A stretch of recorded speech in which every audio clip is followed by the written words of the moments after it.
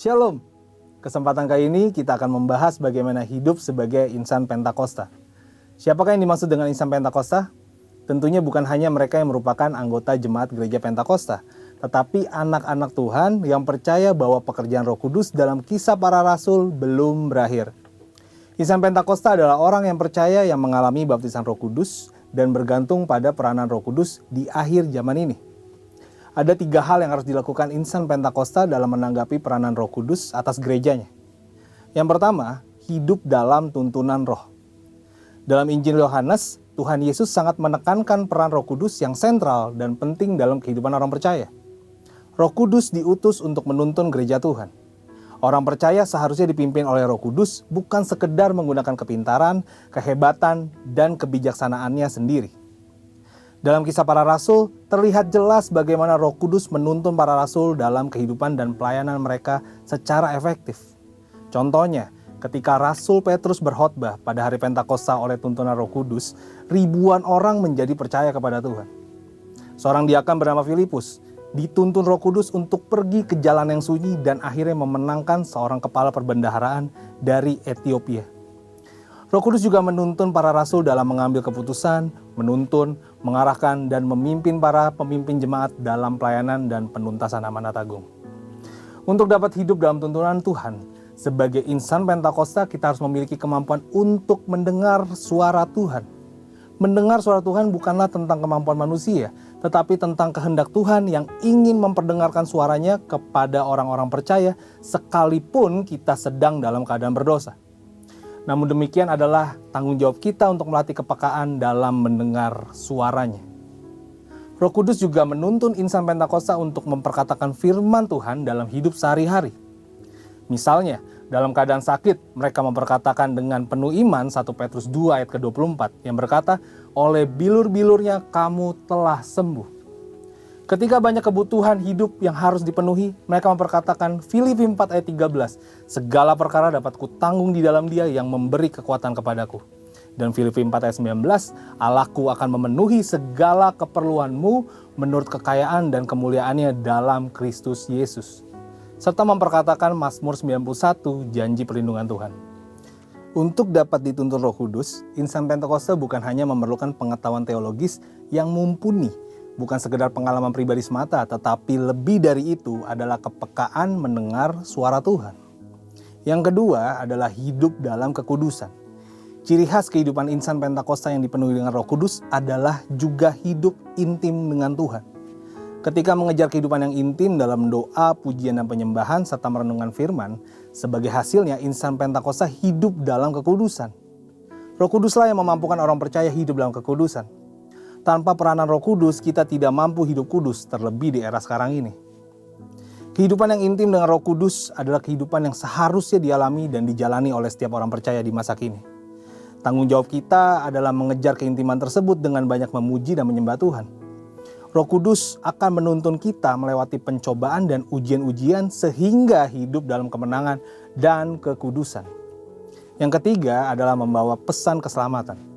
Robert Menzies dalam bukunya menyatakan bahwa sama seperti Tuhan Yesus diurapi untuk memenuhi tugas kenabiannya, demikian juga murid-murid yang dibaptis Roh Kudus telah diurapi sebagai nabi-nabi akhir zaman untuk menyatakan firman Allah.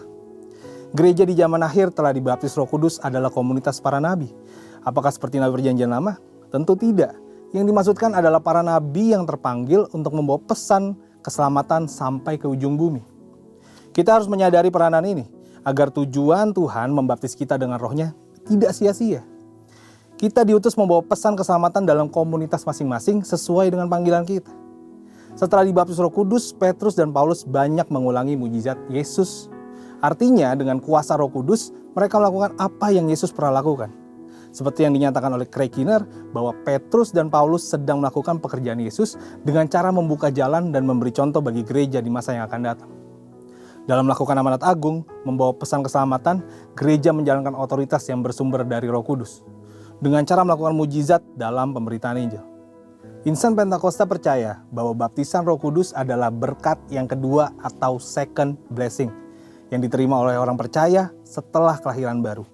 Dari sinilah gaya hidup insan Pentakosta berawal. Jadi, Sebagai insan Pentakosta, kita harus memahami bahwa kebergantungan kita pada Roh Kudus adalah sesuatu yang tidak bisa dipisahkan. Untuk penjelasan lebih lengkap dari tim teologi kami, silakan klik link yang ada di atas atau scan QR Code yang tersedia. Tuhan Yesus memberkati.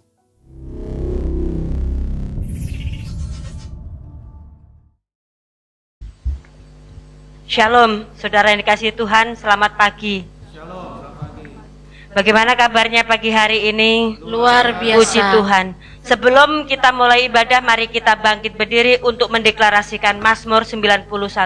Dalam lindungan Allah, orang yang duduk dalam lindungan yang maha tinggi dan bermalam dalam naungan yang maha kuasa akan berkata kepada Tuhan, tempat perlindunganku dan kubu pertahananku, Allahku yang kupercayai.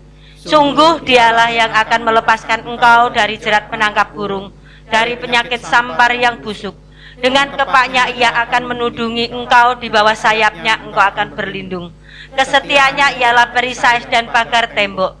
Engkau tak usah takut terhadap kedahsyatan malam, terhadap panah yang terbang di waktu siang, terhadap penyakit sampar yang berjalan di dalam gelap, terhadap penyakit menular yang mengamuk di waktu petang. Walau 1000 orang rebah di sisimu dan 10.000 di sebelah kananmu, tetapi itu tidak akan menimpamu. Engkau hanya menontonnya dengan matamu sendiri dan melihat pembalasan terhadap orang-orang fasik.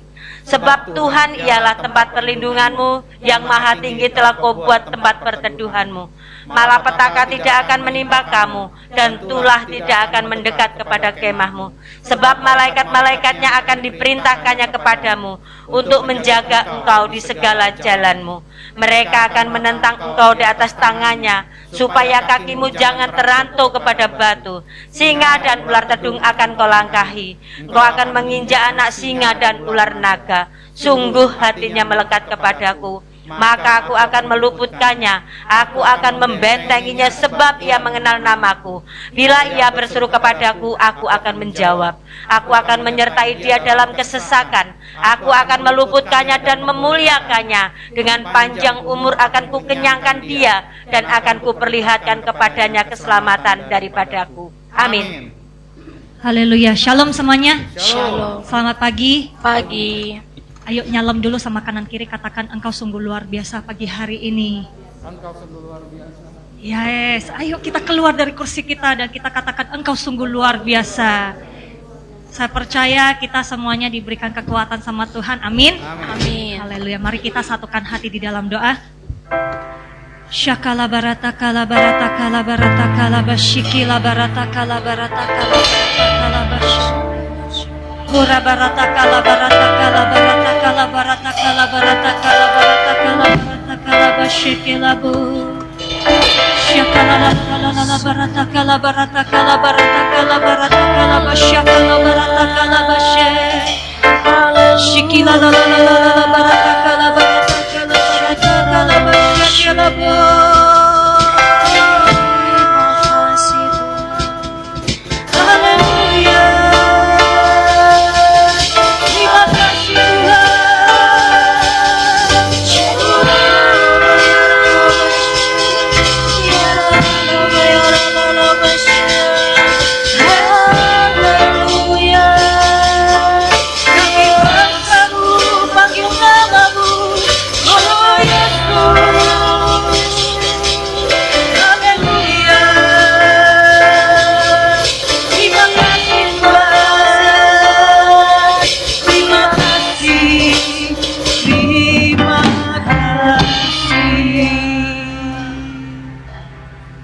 Terima kasih Bapak, Engkau mengundang kami untuk hadir di rumah Tuhan. Terima kasih Tuhan begitu mencintai setiap kami Tuhan, sehingga kami bisa hadir Tuhan di tempat ini untuk memuliakan Tuhan. Saya percaya Tuhan, bagi setiap kami Tuhan yang mengalami pergumulan hidup ya Bapak, di dalam hadirat-Mu, Engkau akan memberikan Tuhan kekuatan yang baru Tuhan bagi setiap kami ya Bapak. Dan kami percaya Tuhan mampu untuk menolong setiap kami Tuhan di dalam kesulitan ya Bapa. Sekalipun Tuhan kami tidak tahu Tuhan apa yang harus kami perbuat ya Bapa, tapi satu Tuhan yang kami mengetahui, kami mau mencari wajah-Mu ya Bapa. Karena pada saat kami merendahkan diri di hadapan-Mu ya Bapa, sungguh-sungguh ya Bapa, saya percaya ada penolong yang Kau berikan Tuhan bagi setiap kami ya Bapa. Terima kasih Bapak buat kebaikan-Mu dan kemurahan-Mu Tuhan.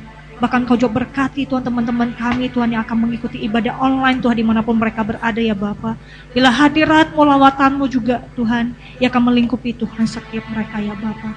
Terima kasih Tuhan buat kebaikan-Mu dan kemurahan-Mu ya Bapak. Kami percaya Tuhan ibadah pagi hari ini Tuhan bukan ibadah yang biasa, tapi ibadah yang luar biasa yang Tuhan sediakan Tuhan bagi setiap kami ya Bapak. Sehingga kami pulang dari tempat ini Tuhan, ada kebenaran firman Tuhan yang kami dapatkan Tuhan, akan menjadi rema Tuhan bagi setiap kami. Dan kami pulang dari tempat ini ya Bapak, ada berkat yang baru yang Tuhan berikan Tuhan bagi setiap kami ya Bapak. Terima kasih ya Bapa, terima kasih ya Roh Kudus, siapkan hati kami untuk menyembah Engkau. Di dalam nama Tuhan Yesus Kristus kami mengucap syukur dan berdoa, kita sama-sama katakan amin. Berikan tepuk tangan terbaik untuk Tuhan kita yang luar biasa. Silakan duduk di dalam hadirat Tuhan.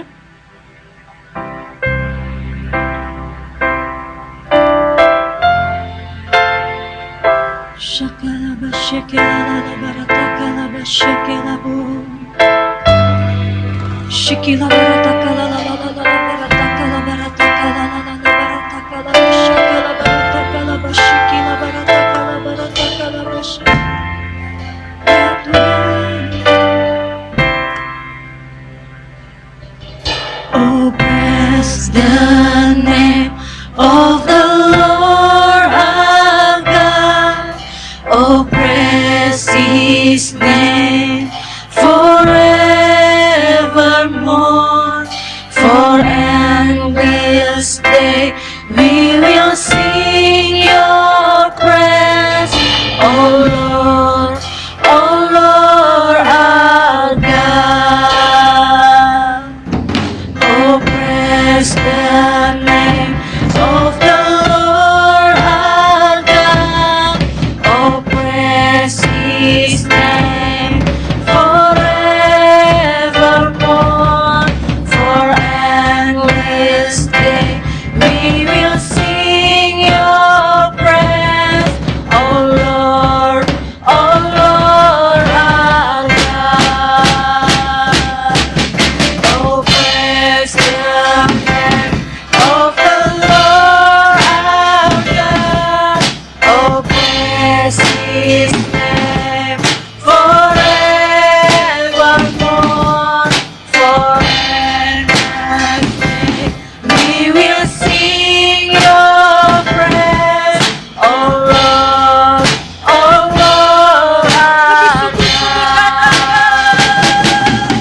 Oh, bless the name of the Lord our God. Oh, bless His name forevermore. For endless day we will sing Your praise, oh Lord our God.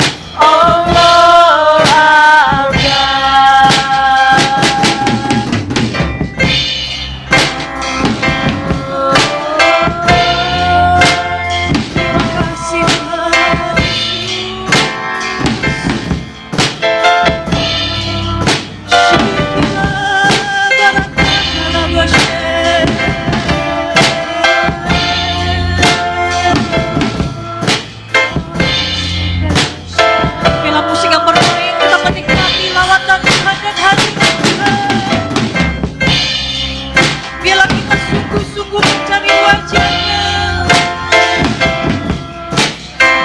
Biarlah pada pagi hari ini dimanapun kita berada, bahkan di tempat ini, bila datang di hadapan Tuhan dengan ucapan syukur,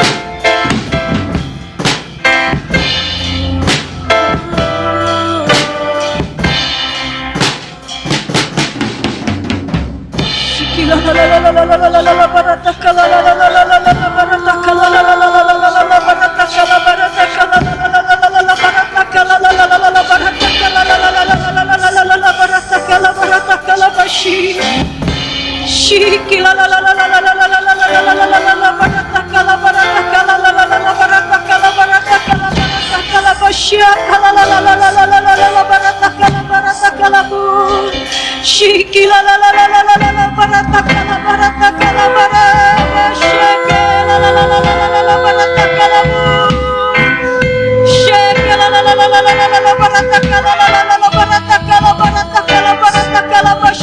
Bagi yang bisa bahasa roh, ayo bangun manusia roh kita bersama-sama.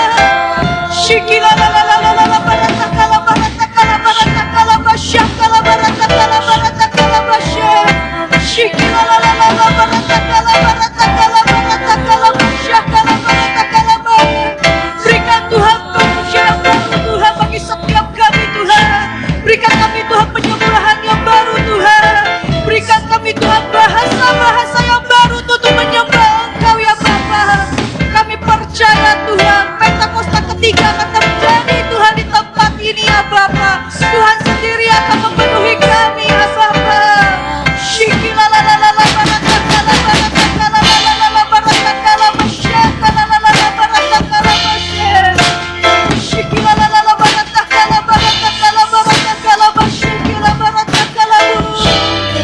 Ya Tuhan, hadirlah Tuhan bersama-sama dengan kami ya Bapa. Terima kasih ya Tuhan Yesus.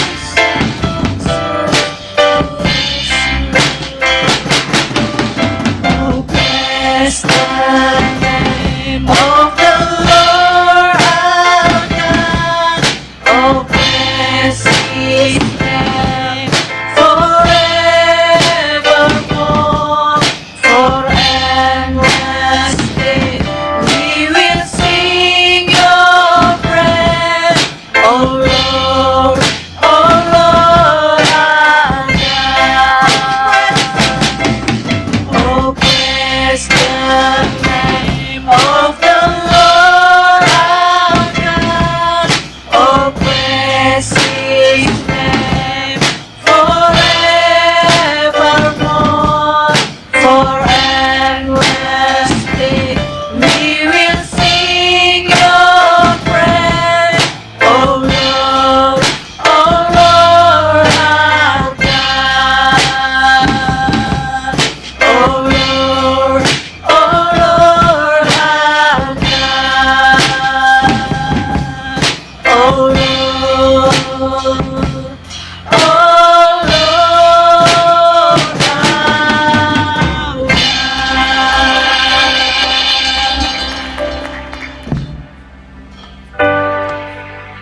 come, Holy Spirit, for in this place I need more and more of You.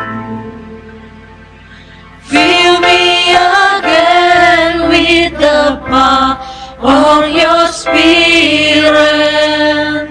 Lord, I'm crying out for more. Come, Holy Spirit, for in this place I need more and more of You. Fill me again with the power of Your Spirit. Lord, I'm crying out for more. Come, Holy Spirit, for in this place I need more and more of You. Fill me again with the power of Your Spirit. Lord,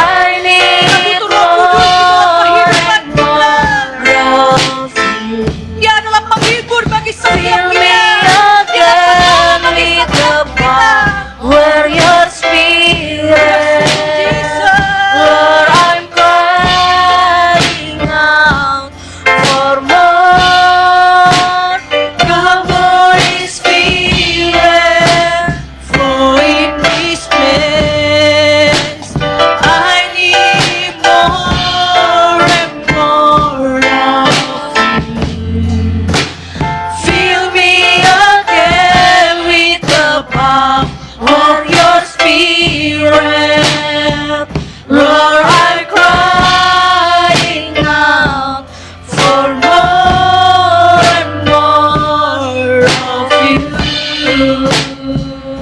Bila waktu yang singkat ini, saya mengajak kita semuanya, apa yang saudara rindukan kepada Tuhan. Bila saudara sendiri akan berkata-kata kepada Tuhan di pagi hari ini, beban hidupnya saudara, kerinduannya saudara, bila saudara yang ngomong sama Tuhan, mendekatkan diri kita kepada Tuhan dengan waktu yang singkat yang Tuhan berikan di tempat ini. Berkati kami ya Tuhan Yesus dalam segala hal ya Bapa. Curahkan belas kasihan-Mu Tuhan bagi kami Tuhan. Kami yang hatinya hancur Tuhan. Kami yang dalam masa pergumulan di dalam kehidupan kami. Kami percaya Tuhan tidak pernah meninggalkan kami. Tuhan selalu berada di dalam sisi kami ya Bapa.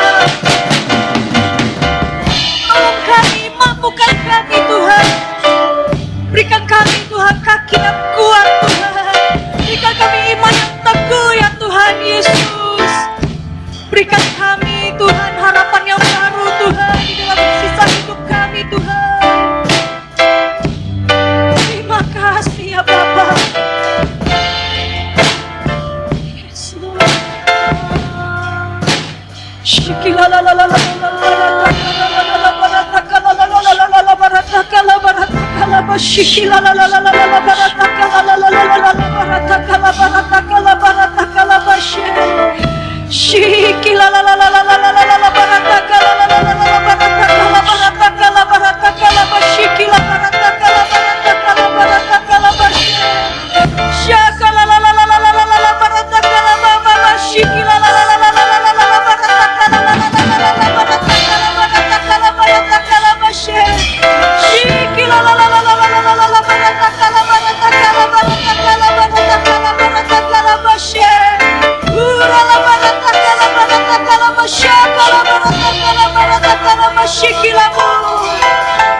Terima kasih ya Bapa.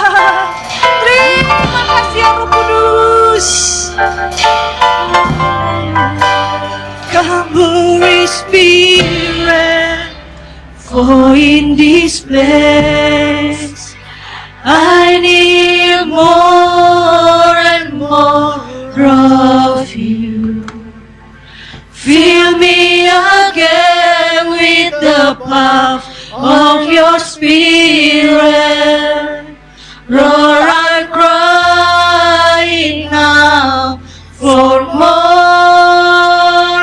Come Holy Spirit, for in this place I need more and more of you.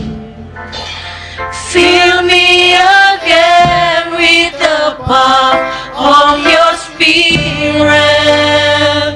Lord, I'm crying now for more. Come Holy Spirit, for in this place I need more and more of you. Fill me again with the power of your Spirit. Lord, I'm crying out for more and more of you. Lord, I'm crying out for more and more of you. Lord, I'm crying now for more and more of you. Berikan tepuk tangan terbaik, katakan haleluya. Engkau sungguh baik Tuhan bagi kami Tuhan. Engkau sungguh hebat dan luar biasa Tuhan dalam hidup kami ya Bapa. Terima kasih Tuhan Engkau hadir Tuhan dalam kehidupan kami Tuhan. Dan kami bersyukur Tuhan Engkau memanggil kami, memilih kami, dan Engkau selamatkan Tuhan setiap kami ya Bapa. Kami percaya Tuhan kesetiaan kami berharga Tuhan di hadapan-Mu ya Bapa. Terima kasih ya Bapa bahwa kami lebih lagi Tuhan bersuka cita Tuhan di tempat ini ya Bapa. Sehingga Tuhan kami yang lemah Engkau kuatkan kembali ya Bapa. Terima kasih ya Bapa buat kasih setia dan perlindungan-Mu di dalam nama Tuhan Yesus Kristus. Kami mengucap syukur dan berdoa, kita sama-sama katakan amin. Haleluya, berikan tepuk tangan meriah untuk Tuhan. Yes, saya percaya kita semuanya diberkati, amin. Amin. Kita diberikan kekuatan yang baru, amin. Amin. Kita diberikan semangat yang baru, amin. Amin. Haleluya. Ya, kita sama-sama tepuk tangan.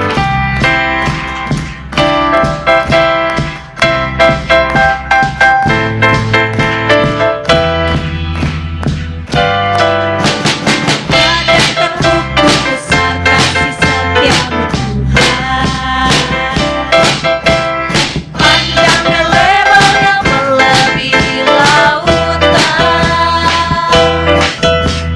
Jauh tinggi mengatasi langit, dalamnya tak dapat ku selami. Kasih setiamu besar selamanya. Kasih setiamu besar selamanya. Hatiku bersyukur, jiwaku memuji, mulutku pun bersorak memuji Engkau, Yesus. Ajaib perbuatanmu, besar anugerahmu, tak berhentiku memuji namamu. Tiada terukur besar kasih setiamu, panjang dan lebarnya melebihi lautan. Jauh tinggi mengatasi langit, dalamnya tak dapat ku selami. Kasih setiamu besar selamanya. Kasih setiamu besar selamanya. Hatiku bersyukur, jiwaku memuji, mulutku pun bersorak memuji Engkau, Yesus. Ajaib perbuatanmu, besar anugerahmu, takkan berhenti ku memuji namamu. Tiada terukur besar kasih setiamu, panjang dan lebarnya melebihi lautan.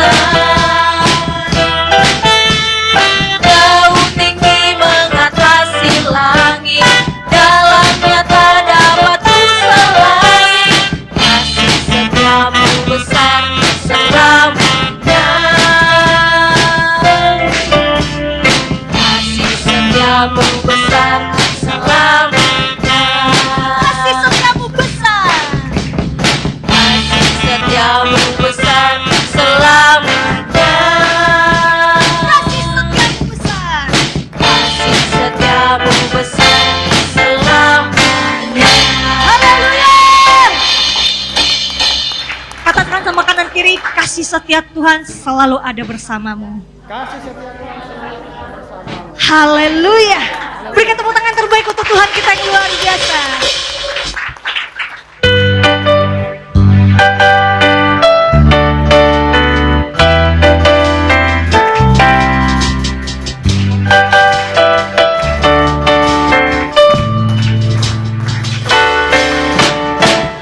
Tiba saatnya kami berkumpul bersama dari setiap suku dan bangsa.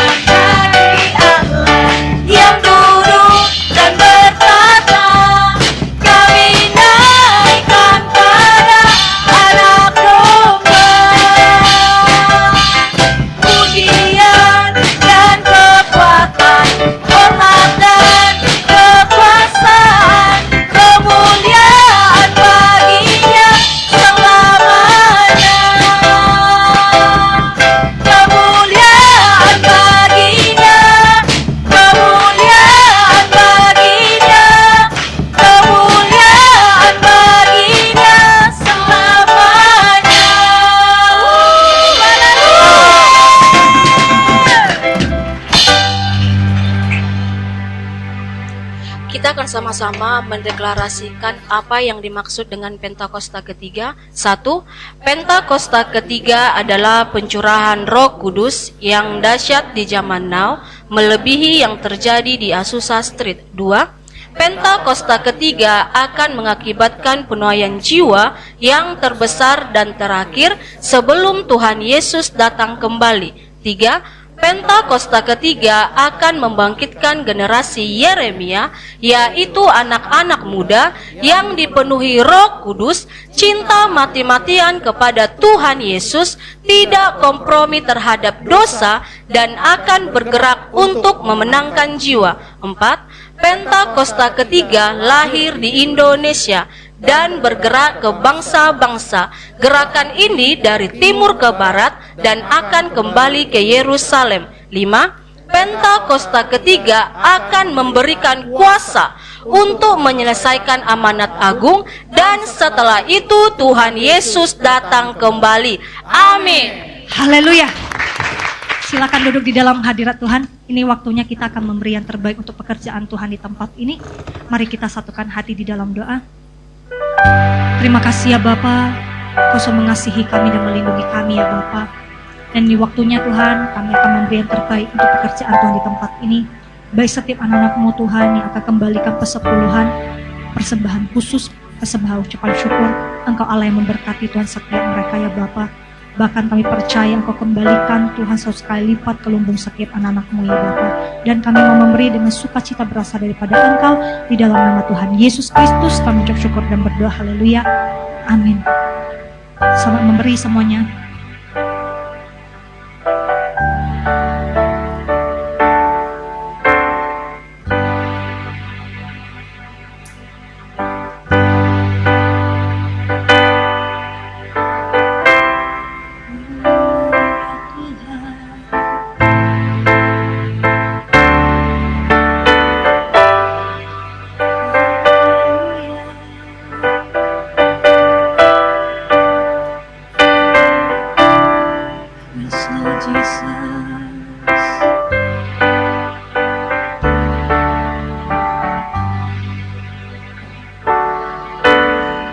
Naikkan syukur padamu Yesus, ku sembah sujud kepadamu Tuhan, di hadapan tata kemuliaan-Mu, ku tinggikan, ku agungkan selamanya. Naikkan syukur padamu Yesus, ku sembah sujud kepadamu Tuhan, di hadapan tata kemuliaan-Mu, ku tinggikan, ku agungkan selamanya. Segala puji syukur bagimu, tinggikan nama-Mu selalu. Kemuliaan hanya bagi-Mu, terpujilah nama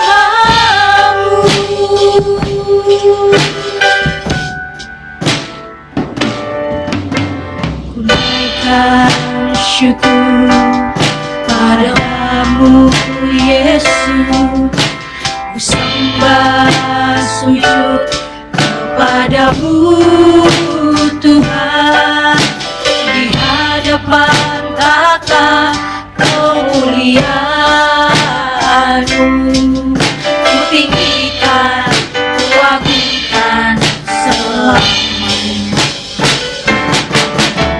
Segala puji syukur bagimu, ku tinggikan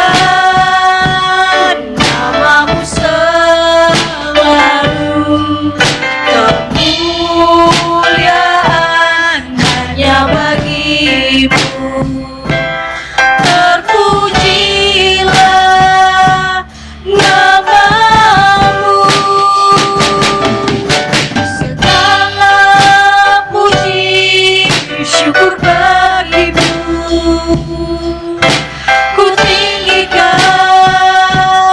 namamu selalu. Kemuliaan hanya bagimu, terpujilah namamu. Segala puji syukur bagimu, ku tinggikan namamu selalu. Kemuliaan hanya bagimu, terpujilah namamu, terpujilah, terpujilah namamu, terpujilah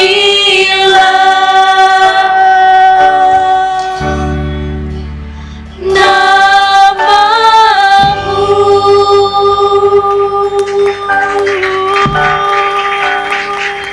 Ku yakin kau hadir di sini, ku rasakan kuasa yang tak terbatas. Ku yakin kau nyata di sini, kemenangan terjadi di sini. Ku yakin kau hadir di sini, ku rasakan kuasa yang tak terbatas. Ku yakin kau nyata di sini, kemenangan terjadi di sini. Genap jiwaku memujimu, sungguh besar kau Yesusku. Genap hatiku menyembahmu, kau besar, kau besar, kau besar, kau besar.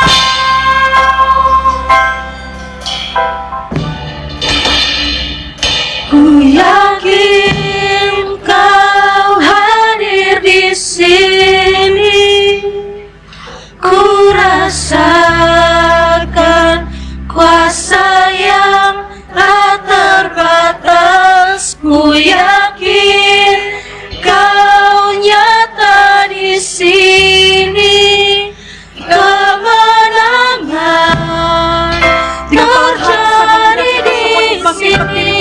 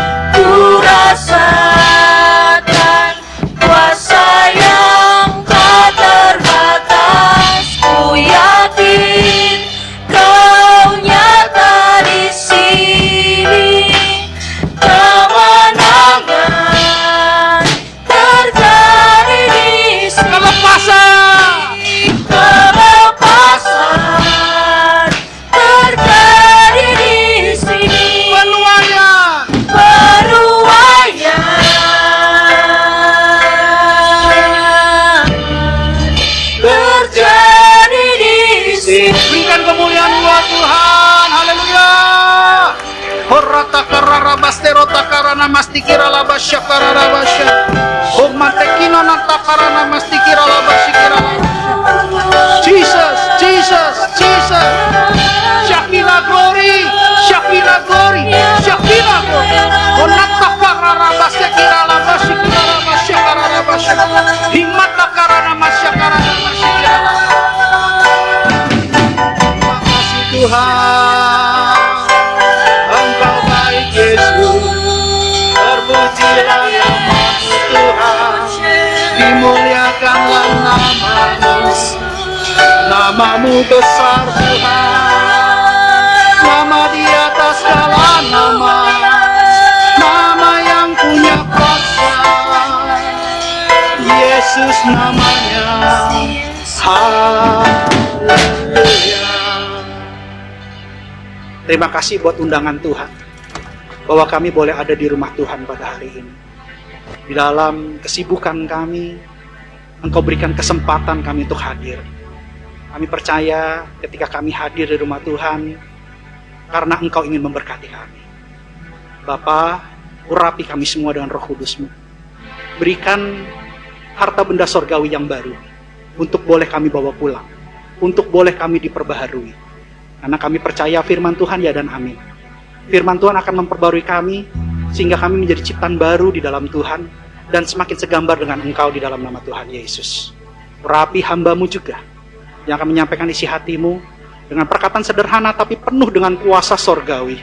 Sehingga pada saat firman disampaikan, ada pemulihan, ada pertobatan, ada kesembuhan, ada kelepasan, dan ada kemenangan di dalam nama Tuhan Yesus. Terima kasih Bapa, berbicaralah.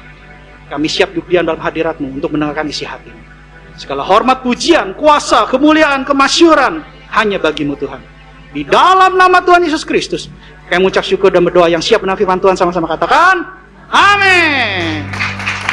Silakan duduk Bapak Ibu, saudara-saudara sekalian. Shalom. Tuhan Yesus baik, amin. Tuhan Yesus dahsyat, amin. Tuhan Yesus ajaib, amin. Puji Tuhan. Beri kemuliaan sekali lagi buat Tuhan. Haleluya. Ini sepertinya sekarang sudah banyak banyak kampanye gitu ya.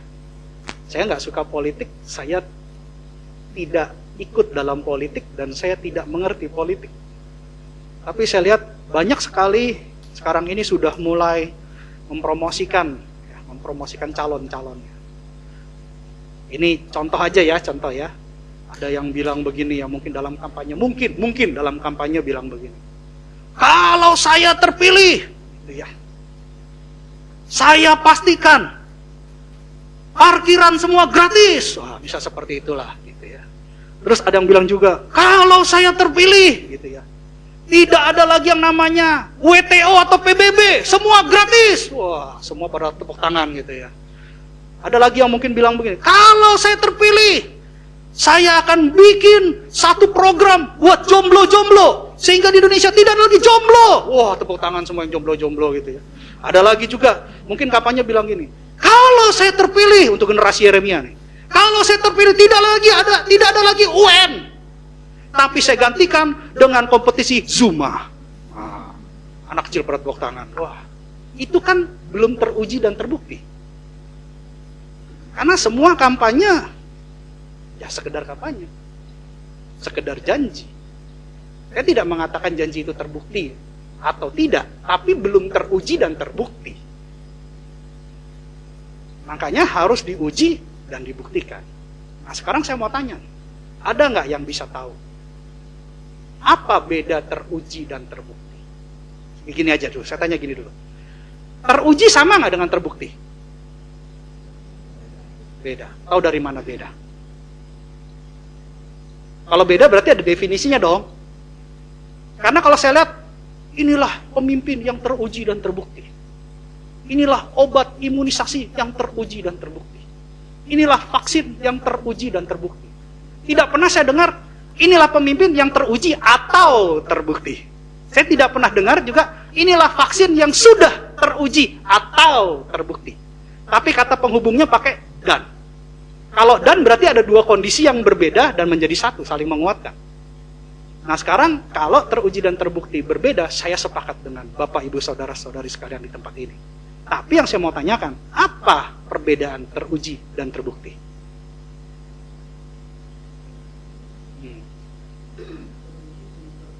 Teruji belum terjadi. Wah, keren Pak Dani. Keren, hikmat dari Tuhan. Kalau terbukti, telah nyata. Yang sepakat angkat tangan. Kok cuma satu orang? Kok cuma dua orang? Teruji belum terbukti, kalau terbukti sudah nyata. Ada lagi yang lain? Apa beda teruji dan terbukti? Pasti ada bedanya, karena pakai dan kata penghubungnya. Saya tidak pernah ngelihat, saya tidak pernah baca teruji atau terbukti. Pasti dan terbukti. Nah, teruji gimana? Terbukti gimana? Ini saya mikir 3 jam loh. Sambil doa saat teduh sama Tuhan, tanya ini teruji dan terbukti definisi yang jelas apa gitu. Kalau cari di Google nggak bakal ketemu, coba aja cari. Gitu ya. Tested and proven. Atau tested and proof. Atau uji dan bukti. Atau teruji dan terbukti, nggak bakal ketemu. Saya udah cari.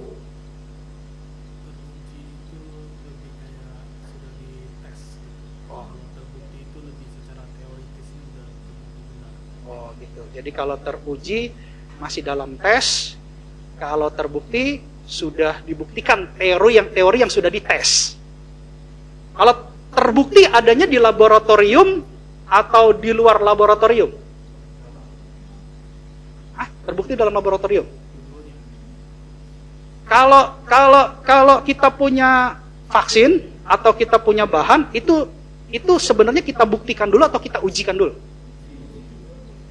Uji dulu ya, baru dibuktikan ya, gitu ya. Karena hasil dari ujian ada kesimpulan itu yang kita lakukan pembuktiannya. Benar nggak? Ya. Karena itu hari ini kita akan belajar firman Tuhan tentang teruji dan terbukti. Tema khotbah hari ini. Ya. Saya akan belajar membagikan apa yang saya dapatkan dari Roh Kudus.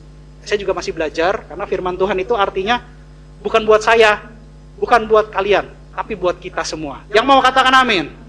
Ya, jadi buat saya dan buat saudara-saudari sekalian yang ada di sini. Dan saya percaya firman ini akan memberkati kita. Keluar dari tempat ini, kita akan menjadi kuat. Yang mau katakan yes? Wah, puji Tuhan. Kita buka firman-Nya di Matius 7 ayat 24 sampai 27. 4 ayat aja kita main, nanti baru kita pengembangan. Matius 7 ayat 24 sampai 27. Kita akan baca bergantian. Dimulai dari saya dulu, saya baca yang genap. Bapak, Ibu, saudara-saudari sekalian baca yang ganjil. Matius 7 ayat 24.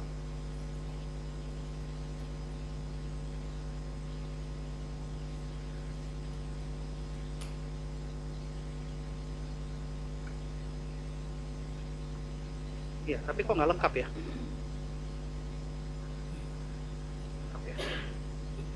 Ya, nggak lengkap ya. Oke, sekarang coba yang punya kitab suci, Alkitab, sambil mungkin isi worshipnya di close terus dibuka lagi, itu nggak lengkap. Buka kitab suci, HP suci, Android suci, yang sudah dapat katakan amin. Puji Tuhan, Tuhan Yesus baik. Dimulai dari saya dulu ya, saya ayat 24. Demikianlah firman Tuhan, Matius 7 ayat 24.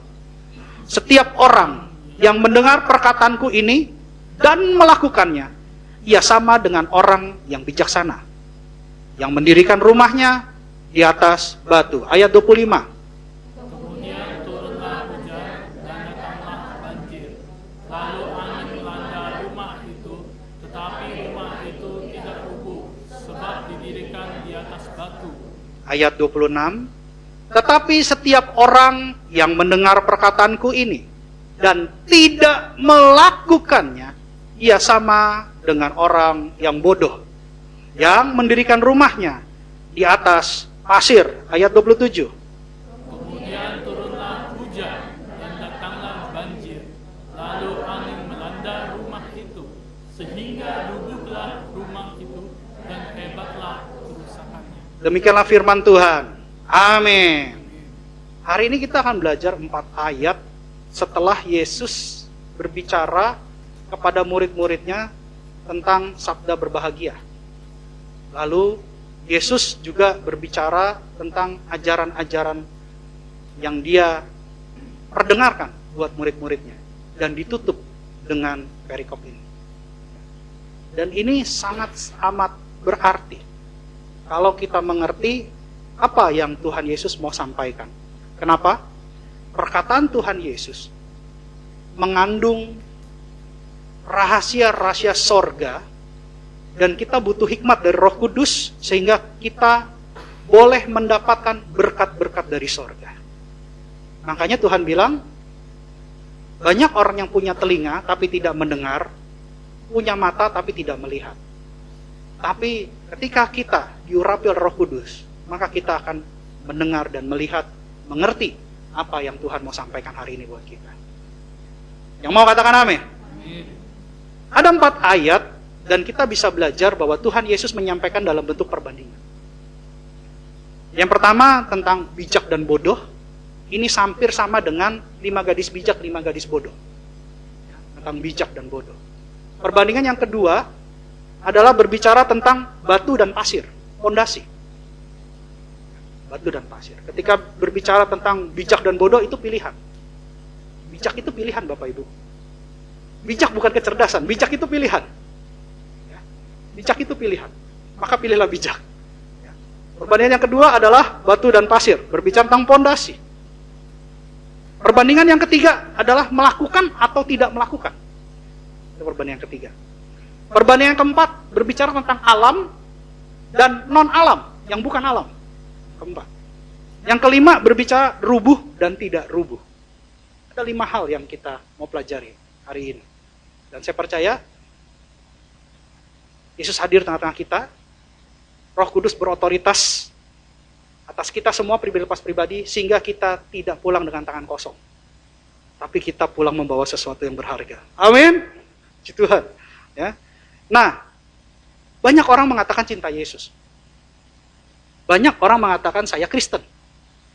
Banyak orang mengatakan bahwa saya anak Tuhan. Dan bahkan memakai banyak aksesoris Kristiani. Tetapi pertanyaannya adalah, apakah orang-orang yang menyatakan pernyataan tersebut sudah teruji dan terbukti? Kita bisa mengatakan bahwa makanan ini enak. Kita bisa mengatakan bahwa bahan ini bagus. Tetapi belum tentu teruji dan terbukti. Karena itu, Tuhan mau sampaikan hari ini bahwa apa yang akan Tuhan sampaikan itu untuk membuat kita menjadi Kristen, pengikut Kristus yang teruji dan terbukti. Ini penting sekali. Kenapa? Karena hari Tuhan sudah semakin dekat. Kita sudah tahu ciri-cirinya, kita sudah tahu gejala-gejalanya, dan tidak mudah ikut Tuhan. Ya. Tidak mudah masuk sorga. Kalau mudah masuk sorga, saya kira sorga itu akan penuh dengan jiwa-jiwa, dan orang akan menganggap enteng sorga. Tapi ternyata firman Tuhan mengatakan, banyak yang terpanggil, sedikit yang terpilih. Bahkan dari 10 gadis yang menggambarkan gereja, 5 gadis bejak, 5 gadis bodoh. Itu firman Tuhan. Teguran dan firman Tuhan. Firman Tuhan, ya dan amin. Yang mengatakan siapa itu? Yesus.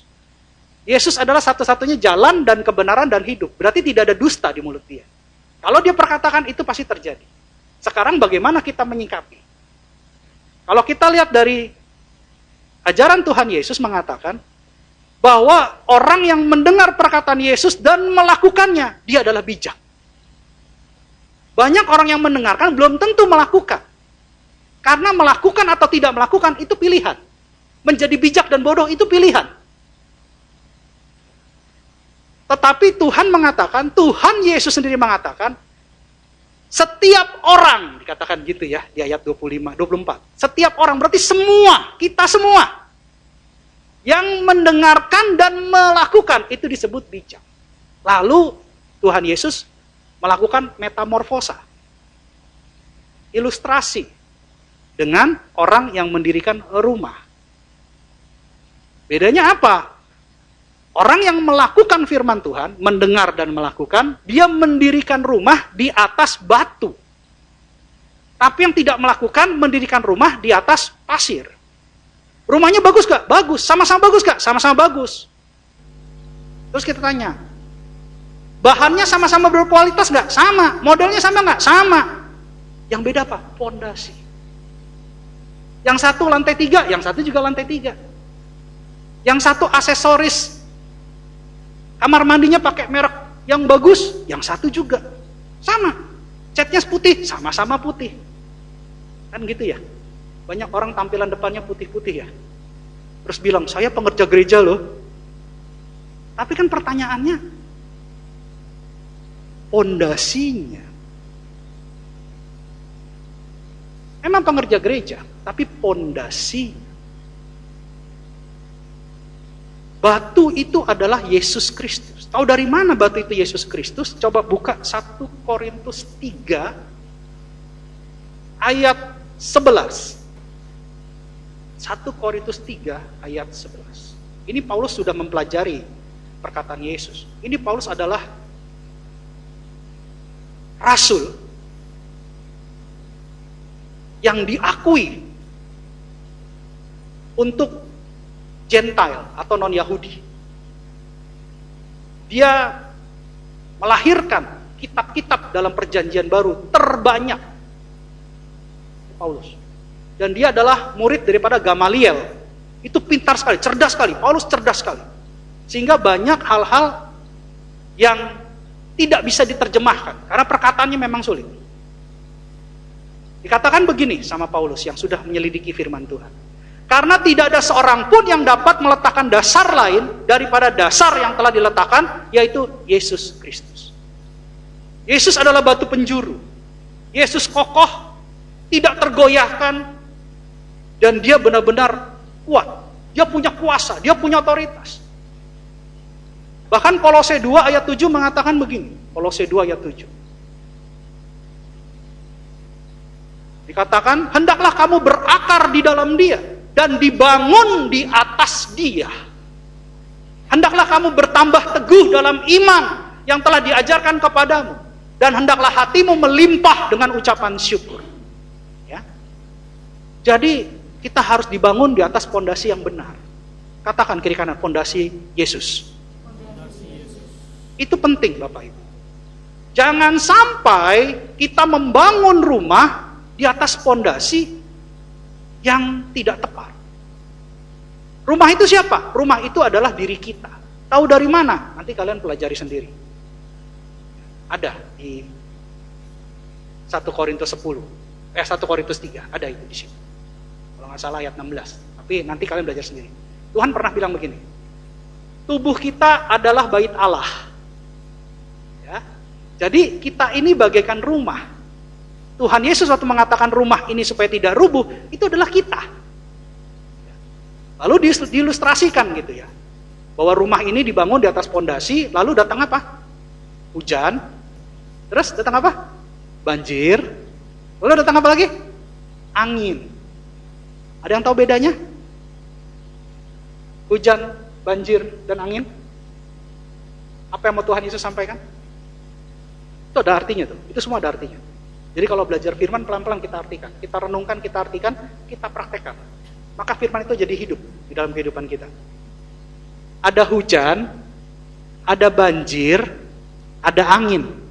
Apa bedanya?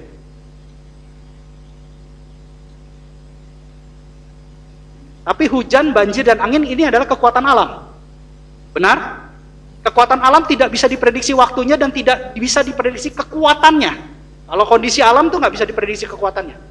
Waktunya juga nggak bisa. Dan sampai hari ini, manusia tidak bisa mengantisipasi yang namanya gempa. Memperkirakan iya, mengantisipasi tidak bisa. Apalagi kalau lempengan bumi bergeser, itu tidak bisa.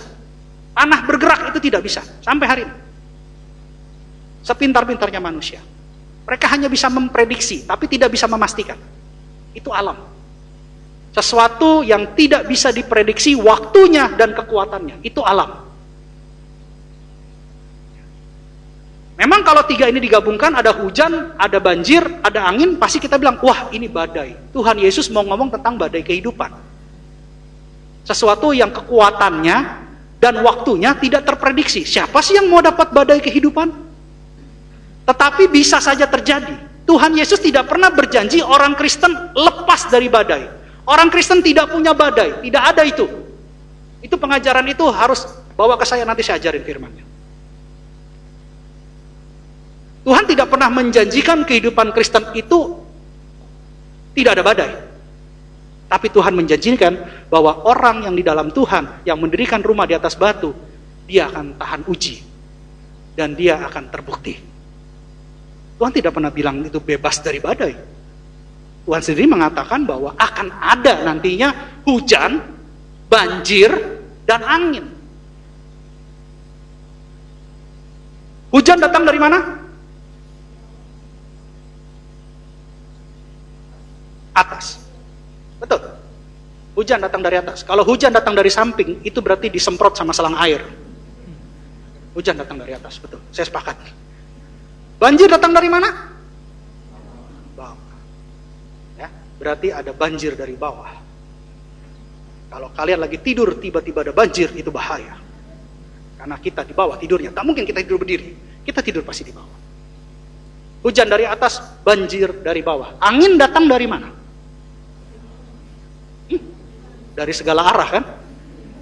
Depan. Emang kipas angin, kalau kita ngadep kipas angin ya pasti dari depan gitu. Kalau ngebelakang kipas angin pasti dari belakang. Angin itu datang dari segala arah. Kita tidak tahu arahnya, tapi kita bisa merasakan angin itu. Itu Roh Kudus seperti itu. Jadi artinya badai kehidupan bisa datang dari mana saja. Bisa datang dari atas, bisa datang dari bawah, bisa datang dari segala arah. Dan kita anak-anak Tuhan harus mendirikan rumah di atas batu. Supaya apa? Ketika hujan datang, banjir datang, angin datang, rumahnya tidak rubuh. Yang mau katakan amin? Caranya gimana, Pak? Lakukan firman. Lakukan firman. Jangan hanya mendengar, tidak melakukan. Ketika kita mendengar firman, kita lakukan firman, maka firman itu akan hidup. Firman yang adalah Yesus itu sendiri, karena pada mulanya adalah firman, firman itu adalah Allah, firman itu adalah, pada mulanya adalah firman, firman itu bersama-sama dengan Allah, firman itu adalah Allah. Yohanes 1 ayat 1. Jadi ketika kita lakukan firman, firman yang adalah Allah, itu akan ada di dalam diri kita. Dia akan bersama kita. Melakukan firman bukan syarat kekristenan. Ingat, melakukan firman bukan syarat kekristenan. Melakukan firman adalah bukti kekristenan. Kalau kalian Kristen, kalian gak melakukan firman, berarti kalian bukan pengikut Kristus. Kalian fansnya Kristus. Mengidolakan Yesus, tapi bukan ikut menjadi murid Yesus. Untuk menjadi murid Yesus, itu harus sama seperti gurunya. Ya dong? Kenapa dia bisa lulus ujian? Kenapa dia bisa dapat angka 10 di ujian matematika? Karena gurunya mengajarkan caranya.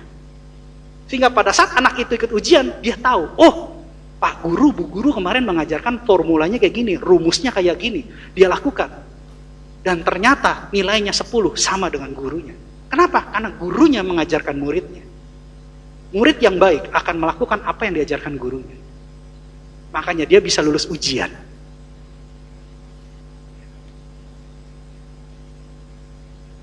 Pondasi juga berbicara tentang iman. Iman kita kepada Yesus. Orang-orang yang tidak memiliki iman, maka dia tidak percaya bahwa karya Yesus di salib sudah selesai.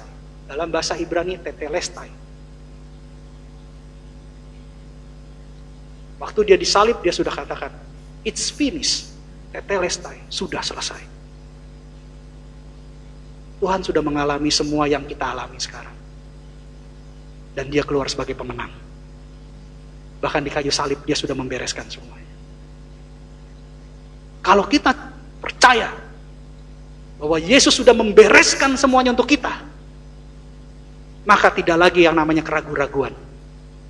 Tetapi kita punya iman percaya bahwa iman kita tidak akan tergoyahkan di dalam Yesus. Karena Yesus adalah batu pondasi yang kuat. Dia sangat kokoh. Dia tidak bisa dipindah-pindahkan. Makanya kita harus bangun diri kita di atas pondasi kita. Di atas pondasi, yaitu Yesus Kristus. Jangan sampai salah. Dan terus kita bangun. Ini present tense ya. Jadi kalau kita pelajari bahasa aslinya, itu present tense. Dilakukan terus menerus. Mendengarkan firman, melakukan. Mendengarkan firman, melakukan. Mendengarkan firman, melakukan. Apa yang terjadi? Bangunan tubuh rohani kita terus dibangun. Sampai akhirnya menjadi kokoh dan kuat. Itu yang disebut 5 gadis bijak. Dia dewasa. Karena ada pertumbuhan. Ketika dia sudah dewasa rohani, dia sudah siap, maka apa yang terjadi? Tuhan Yesus datang, akan terangkat. Karena Tuhan Yesus akan memilih mempelai yang dewasa. Tidak mungkin Tuhan Yesus akan memilih mempelai anak-anak kecil, bayi rohani. Tidak mungkin. Saya kemarin kasih ilustrasi, kalau kita mau menikah, pasti kita menikah dengan yang sudah dewasa. Benar? Tidak mungkin kita menikahi anak-anak kecil. Benar? Kalau Yesus juga memilih mempelainya, mempelainya juga harus dewasa. Kalau mempelainya masih kecil, nggak mungkin. Ya, makanya kita harus jadi dewasa. Katakan kiri kanan, jadilah dewasa. Ya, ini penting. Jadi intinya kita harus mendengar firman dan melakukan firman di atas pondasi yaitu Yesus. Terus menerus. Sehingga kita teruji dan terbukti. Percayalah, pada saat nanti Tuhan Yesus datang, kita semua akan sama-sama terangkat. Amin. Saya kasih ayat tambahan dari Yohanes. Coba buka Yohanes 12 ayat 48. Yohanes 12 ayat 48. Barang siapa menolak aku dan tidak menerima perkataanku, ia sudah ada hakimnya. Yaitu firman yang telah kukatakan. Itulah yang akan menjadi hakimnya pada akhir zaman. Makanya firman yang kita dengar harus kita lakukan. Itu akan menjadi hakimnya, akan menjadi cerminan, akan menjadi standar. Gitu. Kita sudah tahu tidak boleh berhenti di rambu lalu lintas yang tulisannya S dicoret. Itu sudah ada aturannya, sudah ada hukumnya. Kita berhenti. Lalu tiba-tiba polisi datang. Wah, kamu salah, saya tilang. Berdasarkan apa? Aturannya, berdasarkan hukumnya. Firman Tuhan ini yang akan nanti menjadikan hakimnya kepada kita di akhir zaman. Jadi jangan tidak melakukan firman, hanya pandai mendengar, pandai berbicara, tapi tidak menjadi pelaku, itu bahaya. Itu tadi saya bilang, bagaikan rumah yang besar, megah, catnya putih, tetapi pondasinya pasir. Ketika ada badai, rubuh dia. Mungkin masih bisa eksis sebelum ada badai. Masih bisa berdiri sebelum ada badai. Tapi nanti waktu yang membuktikan, karena tadi kondisi alam tidak bisa diprediksi waktu dan kekuatannya. Ada waktunya nanti akan teruji dan terbukti. Orang-orang yang tahan uji dan terbukti, itulah yang dikatakan Kristen sejati. Dia tidak goyah. Dia tidak goyah. Jadi jangan hanya kita mendengar firman, tapi berusaha untuk lakukan firman. Pak, saya nggak kuat, Pak, saya nggak sanggup, Pak. Minta tolong Roh Kudus. Roh penurut, daging lemah. Minta tolong Roh Kudus. Saya dulu bukan orang baik kok. Ya, saya sempat murtad juga. Saya anak Tuhan yang murtad, tapi nggak tahu gimana Tuhan tangkap saya. Dan saya bisa dijadikan hamba Tuhan sampai saat ini. Promosi demi promosi terjadi. Itu kebaikan Tuhan, itu kemurahan Tuhan. Tuhan yang sama bisa lakukan itu pada kita semua. Amin. Dia mampu. Dia mampu memulihkan. Saya dan keluarga itu hampir bercerai. Dia mampu memulihkan. Kami bukan dari orang percaya, kami nikah juga bukan dari gereja. Tapi itulah cara Tuhan. Butuh waktu, butuh proses, yes. Pastinya ya. Tetapi ketika kita belajar untuk melakukan firman, yang saya sangat amat bersyukur, Tuhan Yesus selalu hadir bersama saya.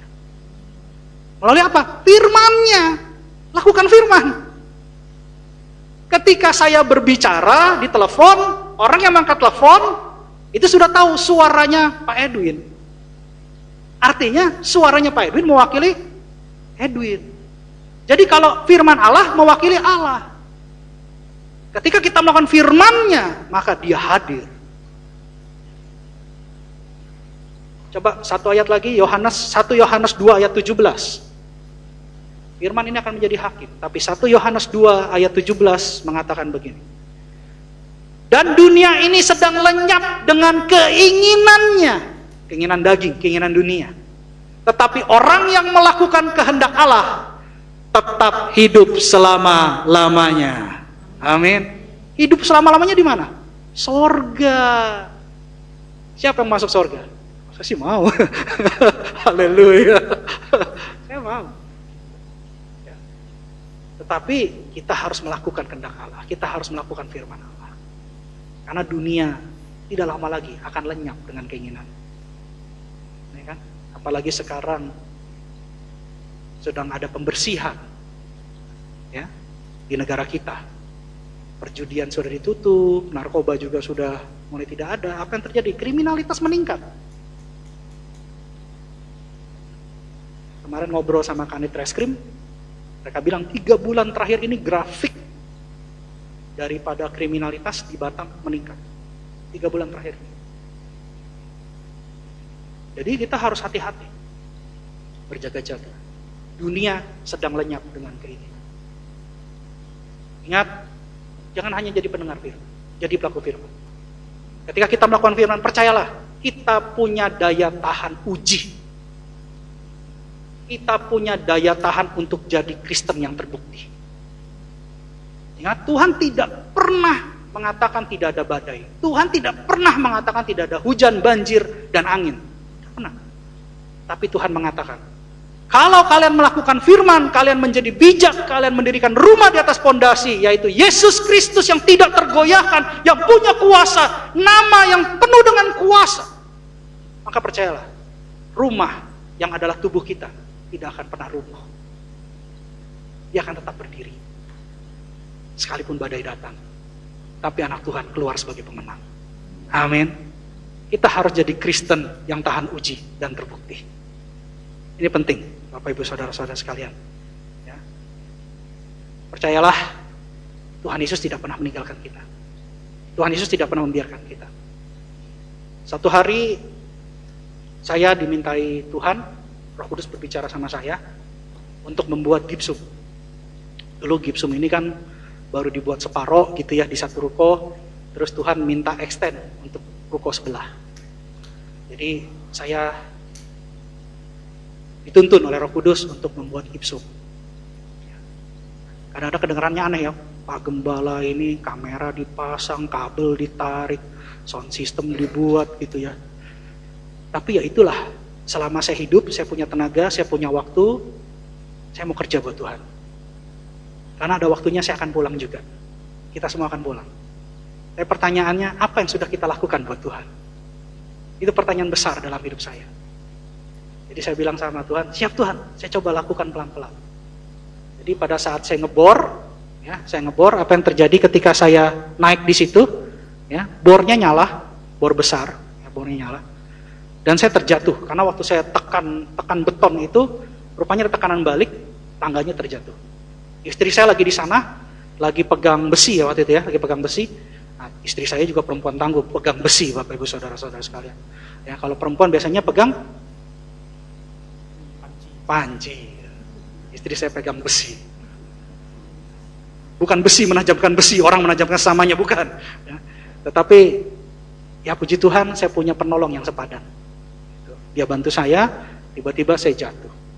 Waktu saya jatuh, dalam keadaan bor hidup, puji Tuhannya bornya tidak menusuk saya. Itu keadaan bornya hidup. Tapi bornya terjatuh di tempat lain dan saya jatuh. Dari ketinggian, persis ketinggian gipsum itu. Sekarang sebagai manusia biasa pasti kita pikir gini, kita kerja buat Tuhan, tetapi kok hasilnya tidak didukung Tuhan. pasti kecewa sebagai manusia. Tapi apa yang terjadi? Saya tidak begitu.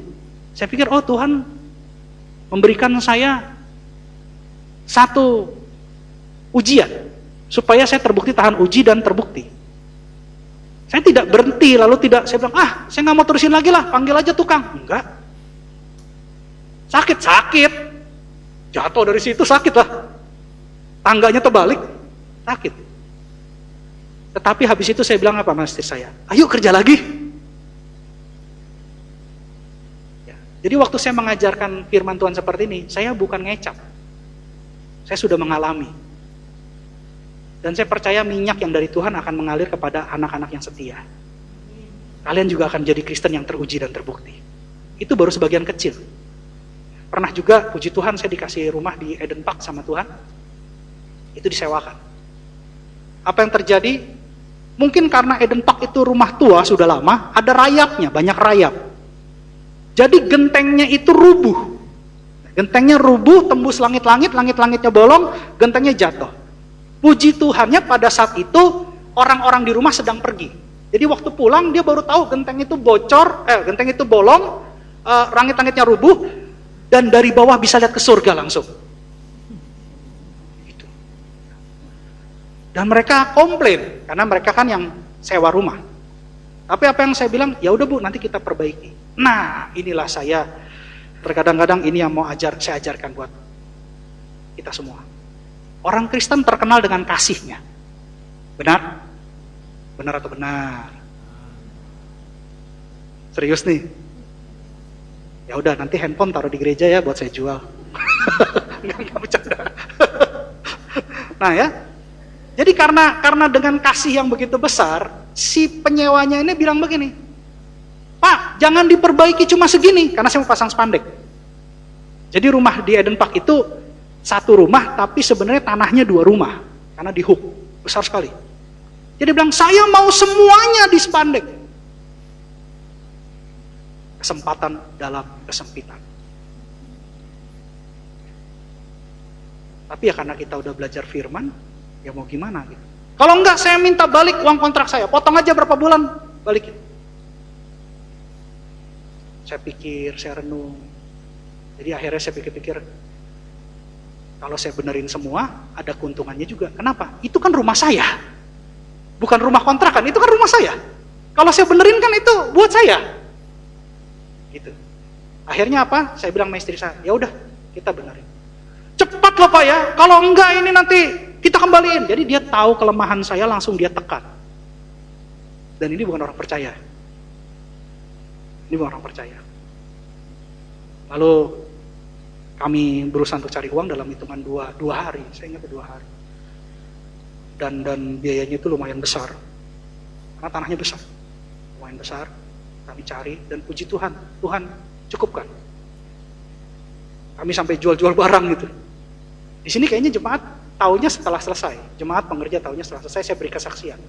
Jadi pada saat kejadian saya diam, saya hanya berdoa sama Tuhan, karena saya tahu saya punya pondasi yang kuat. Saya doanya sama Tuhan aja. Saya minta tolong sama Tuhan. Tuhan kasih saya jalan. Saya punya kalung emas. Waktu itu kalau yang jemaat lama tahu, pengerja lama tahu. Emasnya besar karena saya dari pengusaha yang Tuhan panggil untuk jadi hamba Tuhan. Ya, saya jual. Begitu dijual, kalau mau jual emas kan harus dibakar kan? Kalau kalian jual emas ditimbang dulu, nanti diprediksi harganya. Pak, ini harga dari kami segini. Setelah itu dibakar emasnya. Nah waktu dibakar saya baru tahu emas saya dalamnya besi. Jadi jangan kaget kalau ngeliat orang emasnya besar-besar. Belum tentu itu emas semua.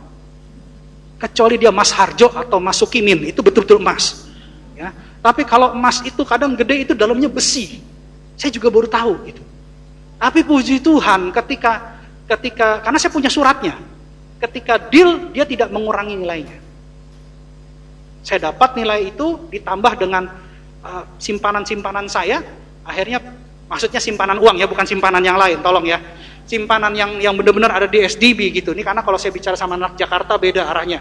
Ya karena saya dari Jakarta, saya juga kadang-kadang khotbah di Jakarta, jadi agak beda. Jadi akhirnya kami kumpulkan semua, puji Tuhan tercukupi. Terus saya mengeluh sama Tuhan, enggak. Saya bilang apa? Ini pasti kebaikan. Jadi penting Bapak Ibu Saudara-saudara sekalian, bangun rumah di atas pondasi yaitu Yesus. Caranya lakukan firman, bukan hanya mendengar firman. Maka percayalah, kita bukan menjadi Kristen yang kaleng-kaleng, tapi kita menjadi Kristen yang terbukti dan teruji, bestinya Tuhan. Amin. Pemusik saya undang untuk datang. Silakan beri kemuliaan buat Tuhan untuk naik ke mimbar. Ingat, hari ini kita belajar Tuhan Yesus mengatakan, mungkin saja ada badai, mungkin saja ada hujan dari atas, banjir dari bawah, bahkan angin dari sekeliling kita. Ya. Tetapi ketika kita mempunyai pondasi yang kuat, yaitu batu, yang tidak tergoyahkan, iman di dalam Tuhan, yang percaya bahwa karya Yesus di salib sudah menyelesaikan semua, maka kita akan tahan uji dan terbukti. Lakukan firman.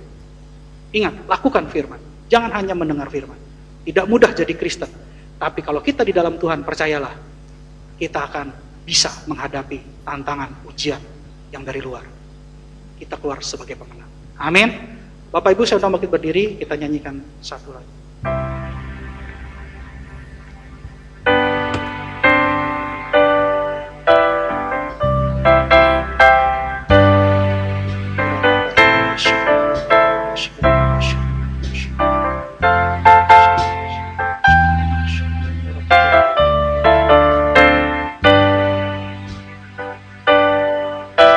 Tuhan tak pernah janji Langit selalu biru, tetapi Dia berjanji selalu menyertai. Tuhan tak pernah janji jalan selalu rata, tetapi Dia berjanji berikan kekuatan. Jangan pernah menyerah, jangan berputus asa. Mujizat Tuhan ada saat hati menyembah. Jangan pernah menyerah, jangan berputus asa. Mujizat Tuhan ada bagi yang setia dan percaya. Kita ulang dari awal dengan sungguh-sungguh, kita katakan, Tuhan tak pernah janji Langit selalu biru, tetapi Dia berjanji selalu menyertai. Tuhan tak pernah janji jalan selalu rata, tetapi Dia berjanji berikan kekuatan.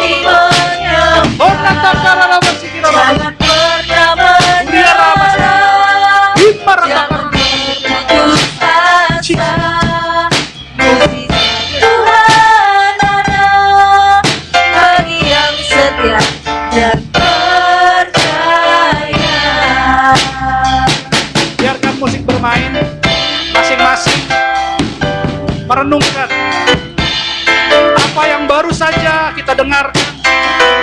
Masing-masing merenungkan bahwa Tuhan ingin mengatakan, jadilah pelaku firman, sehingga kita menjadi pengikut Kristus yang teruji dan terbukti. Masing-masing merenungkan. Dan kalau ada hujan, banjir, bahkan angin yang menerpa dalam kehidupan kita, maka masing-masing berdoa. Tidak usah lihat kiri kanan, tapi berdoa. Tuhan bilang, jangan takut, jangan khawatir, tapi nyatakan segala keinginanmu dengan doa dan permohonan, dengan ucapan syukur. Minta sama Tuhan.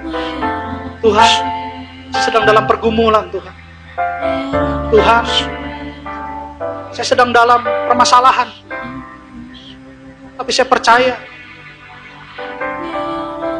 bahwa saya punya pondasi yang kuat, pondasi yang tidak tergoyah, pondasi yang kokoh, pondasi yang sudah menyelesaikan segala sesuatunya melalui karyanya di kayu salib. Pondasi yaitu Yesus. Bangkitkan semangat kami, Tuhan. Bangkitkan iman kami, tambahkan iman kami. Bilang sama Tuhan. Kalau ada masalah, bilang sama Tuhan.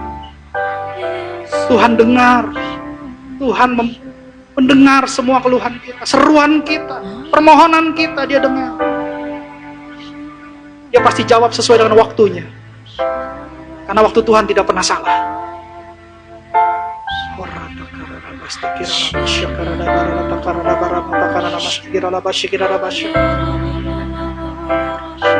Bapak, dengarkan doa anak-anakmu, Abah. Mungkin kami letih, kami tidak mampu, kami tidak kuat.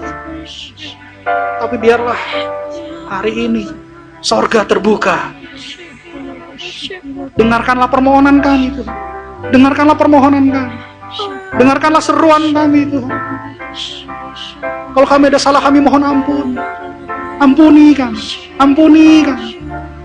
Kuatkan kami. Berikan kami kekuatan yang baru, Tuhan. Dan kami percaya kekuatan yang dari Tuhan membawa kami kepada kemenangan. Berkati anak-anakmu, Tuhan. Berkati anak-anakmu. Dengarkan doa anak-anakmu. Kami percaya ada jawaban dari surga. Di dalam nama Tuhan Yesus. Katakan, jangan pernah menyerah.